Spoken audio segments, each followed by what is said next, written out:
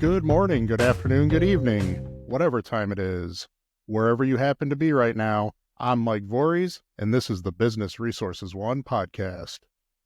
We talk about all things hiring, retaining, and engaging employees, because a business is only as strong as its people. Today, we're diving into a topic that many business owners and hiring managers don't think enough about. Why hiring and keeping the wrong people is actually worse than employee turnover. If you've ever struggled with a bad hire or hesitated to let someone go, this episode is for you. Let's get into it. Turnover is often seen as the ultimate business challenge. And yes, losing employees comes with costs: recruiting, training, lost productivity. But what if I told you that keeping the wrong employee can be even more damaging? A bad hire can impact team morale. It hurts productivity, and you can even drive away your best employees. Think about it. How many times have you seen a great team member get frustrated and leave because they're picking up the slack for someone who just isn't a good fit? The wrong hire can do more damage than an empty seat. According to a study by the U.S. Department of Labor, a bad hire can cost a company up to 30% of that employee's annual salary. And I bet it's even higher than that. It's got to be. And that's just in direct costs. When you factor in the impact on company culture, team performance, and customer experience, the price is even higher. It's not just about dollars. It's about the energy and focus your business loses when the wrong people are on board. So why do companies hold on to bad hires? Well, sometimes it's fear of more turnover, fear of confrontation, or maybe it's just the belief that some help is better than no help. But is this really true? Let's talk about what really happens when you keep the wrong person on your team. First, they bring down overall productivity. If an employee isn't pulling their weight, others have to pick up the slack. This leads to burnout and resentment among your other top performers. Over time, this added stress leads to disengagement, and before you know it, your best employees are the ones leaving, not the bad hire. Second, it creates a toxic work environment. Negativity spreads, and a bad attitude from one employee can drag down an entire team. Employees are much more likely to leave a workplace due to bad culture than for better pay. Like I always say, every single person you bring onto your team, keep on your team, or decide to not keep on your team will affect your culture. Every single person affects culture. A business is nothing more than the sum of its people. Third, bad hires affect customer experience. If you have an underperforming or disengaged employee handling customer interactions, that reflects poorly on your business. One bad impression can cost you a loyal customer or even damage your brand's reputation.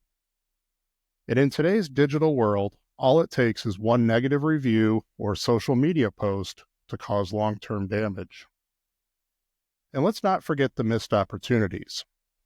Every minute spent managing or trying to overcome a bad hire is time that could have been spent finding and developing the right one.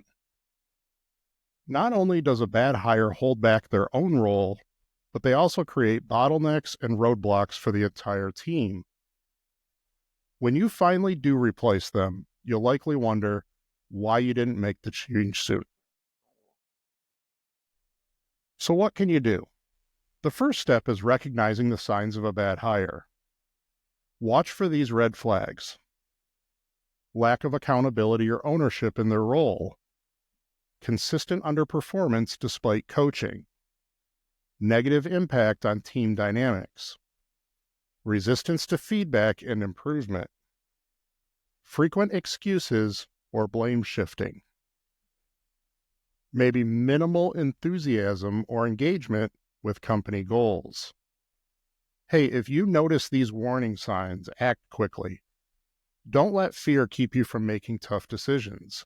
Those tough decisions are necessary, right? Address performance issues head on with clear expectations and support. Give employees a fair chance to improve, but if things don't get better, don't delay in making a change. The longer you wait, the more damage is done to your culture, your productivity, and your bottom line. Remember, hiring is not just about filling a seat. It's about finding the right person to contribute to your company's success. And sometimes, what might have been a good hire at some point turns into a bad hire or a bad fit down the road. People, organizations, and situations change. Leaders must be willing to make the necessary changes when it becomes necessary. Now that we've talked about the costs of keeping the wrong people, let's flip the script. How do we prevent bad hires in the first place? Well, it starts with being intentional about your hiring process. And here are a few key strategies. Number 1, define success before you hire. What does success look like in this role? What behaviors, skills, and values are non-negotiable? This is why our recruiting team at BR1 creates an ideal candidate profile before every search we do for our clients. Number 2, improve your interviewing process. Don't just hire based on experience. Assess for cultural fit, problem-solving ability, and motivation. Don't be obsessed with resume experience. Not all experience is good experience. Number 3, get input from your team. Sometimes a second or even third opinion can catch red flags you might miss during the interviewing and hiring process. Number 4, don't rush it. Don't let being short-staffed force you into making a desperate and rushed decision. Again, it might not feel like it in the moment, but an empty seat is better than hiring the wrong person. Number 5, trust your gut. If something feels off during the hiring process, don't ignore it. If you're not excited about the candidate, or maybe the candidate isn't enthusiastic about joining your team, there's a pretty good chance it's not going to work out. If it's not an enthusiastic heck yeah, then it should probably be a no. The goal isn't to eliminate every hiring mistake, because you can't. But by refining your approach, you can significantly reduce the chances of hiring the wrong person and dealing with the costly consequences. Hiring is hard and turnover can be frustrating, but keeping the wrong person is a mistake that will cost you far more in the long run. The best thing you can do for your company, for your team, and even that employee is to make smart hiring decisions and then act when something isn't working. Strong teams are built with intention, not just by filling positions. Thanks for tuning into this episode of the Business Resources One podcast.